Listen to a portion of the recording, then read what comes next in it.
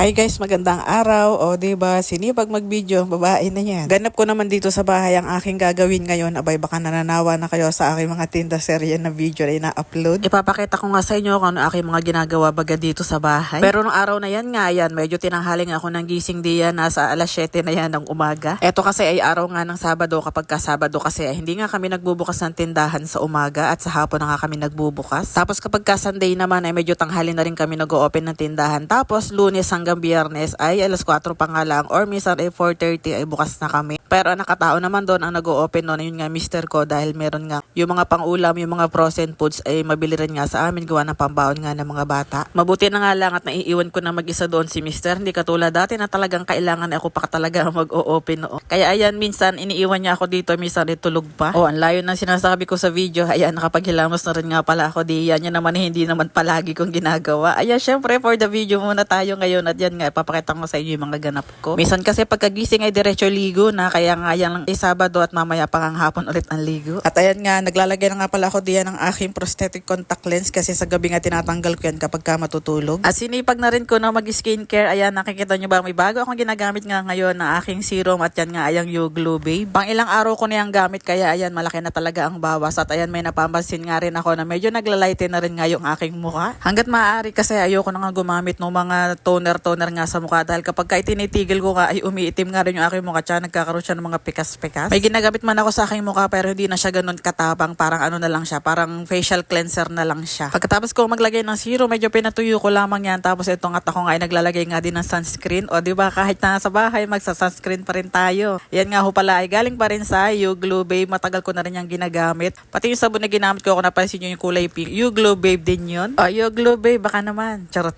At ayan nga, ngayon pa nga din nga lang ako magbubukas niyan dahil ako nga lang mag-isa nung time na yan dito sa bahay. O, wag nyo nang tanungin kung nasan si mister at di ko rin sasabihin. Hahay. Dito sa loob ng bahay namin talaga naman sobrang init nga dito. Kaya ayan, mga bintana ay binubuksan ko nga ayan sa umaga, pati nga yung mga kortina. Tapos kahit araw ay madilim nga dito, kaya ayan, palagi na lang bukas nga yung ilaw kapag ka nandito kami o may ginagawa ako dito sa kusina. Tuwing umaga ngayon ay nakasanayan ko na rin nga ayan, mag-iinit ako ng tubig tapos iinom nga ako ng maligamgam dahil meron nga nakapagsabi na mas okay nga daw na ang unang iinumin nga sa umaga yun nga maligamgam na tubig. Halos may 2 linggo ko na atang ginagawa itong ganito na tuwing umaga ay maligamgam ang iniinom, at napapansin ko rin nga na medyo okay naman siya kasi tuwing iinom ka niya na talagang mapapapop ka rin sa umaga. Tapos minsan pa nga hindi nga maligamgam yung akin na iinom niya, yung kumbaga yung hanggat kaya ko yung pinakainit niya, ayun yung ginagawa ko, iniinom ko talaga siya kahit medyo mainit. At dahil nandito na rin nga ako sa bahay, eto nga ako nga ay maglalaba dahil ito nga ay ilang araw na rin naming labahin, lampas na nga ito ng 1 week. Minsan kasi ay every 1 week ako naglalaba, kaya nga lang talaga kapag kaganyan nga na medyo busy at saka talagang pagod na, hindi na kaya ng katawan, hindi na rin ako nakakapaglaba. Dati kasi nakakapagpalaba pa ako, kaya nga lang wala na nga dito yung aming mga utusan ng maglaba, kaya yan, sariling sikap talaga at kailangan ng labahan ang mga damit at wala nang maisuot yung isa. Dati kapag ka naglalaba ako ay may tagalagay nga ako ng tubig dito, si mister nga talaga ng tubig diyan, kaya nga lang talagang ngayon ay wala siya, kaya yan, sariling sikap, ako rin lahat ang gagawa niyan. Abay, ilang timba lang ang aking binuhat ay talaga nanakit nga ang aking balakang diyan. Abay, senyalis nga talaga na nagkakaedad na. At bukod nga doon sa planggana na aming mga labahin, ayan, meron din nga kami dito sa loob at talagang puno-puno na rin nga ayan, kaya ayan, kung napapansin nyo talaga naman sobrang dami. Yung iba kasi mga damit diyan, yun pa ngayon dala nga namin galing Batangas, kaya marami-rami nga rin. Dadalwa pala ang kami yan, abay, lalo na pala kung may mga anak,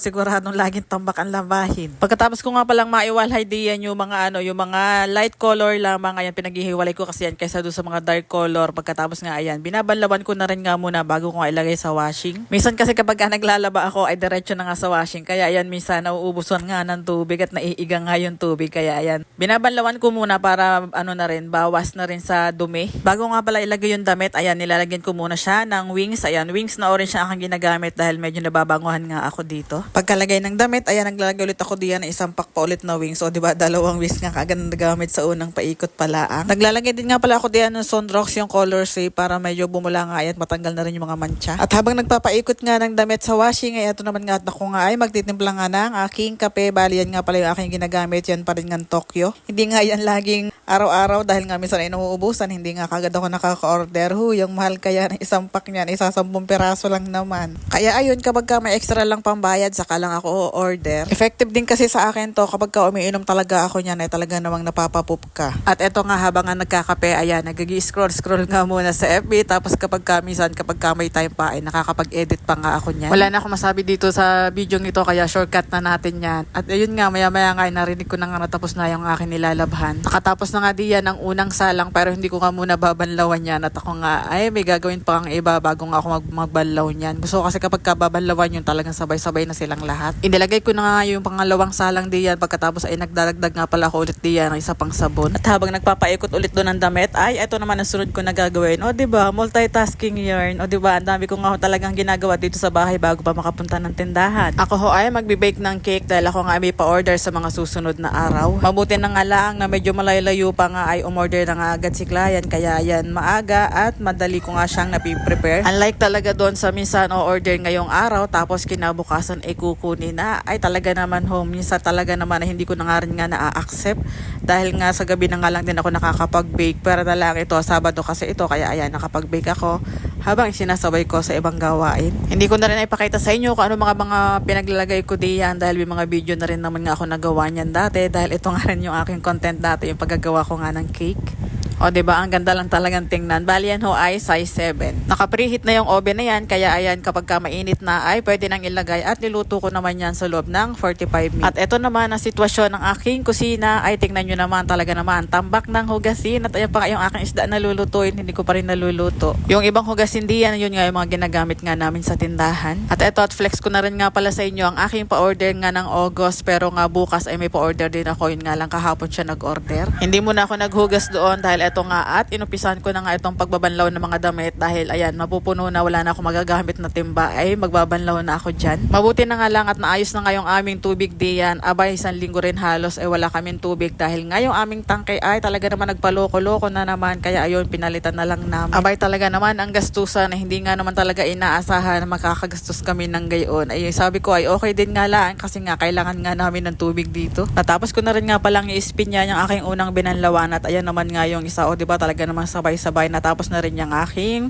isinalang na iyan. Tapos maya-maya, ayun nga, narinig ko na nga na nag-a-alarm na nga yung aking alarm clock dito dahil eto nga at luto na yung aking binibake. Ayan, chinecheck ko pala muna yan kung luto na. Ayan, ang pag-check ko dyan, ayan, tinutusok ko lang siya ng stick, at kapag wala na sumama na cake, ayan, okay na yan, luto na yan. At ayan, o diba, ang ganda ho ng pagkakaluto, hindi siya masyadong maumbok kasi nga mahina lang yung apoy. At eto, at pinas-forward ko ng aking paglalaba, bali nakatapos na ako ng paglalaba dyan. At dyan ko na muna inilagay sa loob, pero mamaya ilalabas din yan. Tapos yung isda na dapat ay aking ipapaksiyo dahil ako'y gutom na, at ayan, nagprito na lang muna ako ng dalawa, at ayan, kakain na muna, talagang gutom na. Tapos maya-maya naman, eto nga, dumating na yung aking parcel. Bale, ito naman ay yung mga gamit ito sa tindahan, at ayan nga, 3 nga yung dumating. Eto naman ang kusina, natapos ko na nga siyang hugasan. Hindi na nga lang din ako nag-video, talagang mahaba na rin itong video natin. Ayan na lang yung isinama ko. Sunod naman ay niluto ko na rin nga itong tapioca, ayan, para yan sa tindahan. At nakagawa na rin nga pala ako ng sauce ng aming mga kikiam at fishball. Kunti lang yung ginagawa ko kasi minsan din nga yan nauubos. At dahil dumating na nga nung time na yan na mister ko, ayan, siya na pinalabas ko ng mga damit na yan, at dyan ko na nga inilagay. Hindi na inilabas nun sa ano't medyo umaambon-ambon nga. Pakita ko na rin sa inyo yung mga dumating na parcel. Ayan, pang tindahan ho talaga iyan. Pinapakita ko lang sa inyo. At ayan, nung time na ayan, nakaligo na ako. Bali yan ay 3 PM na at magbubukas na ng tindahan. Abay, ang haba na pala ng aking vlog. Abay, baka pwede naman ho, pakicomment naman kung saan nakarating itong aking video na ito. Yun lang po, salamat.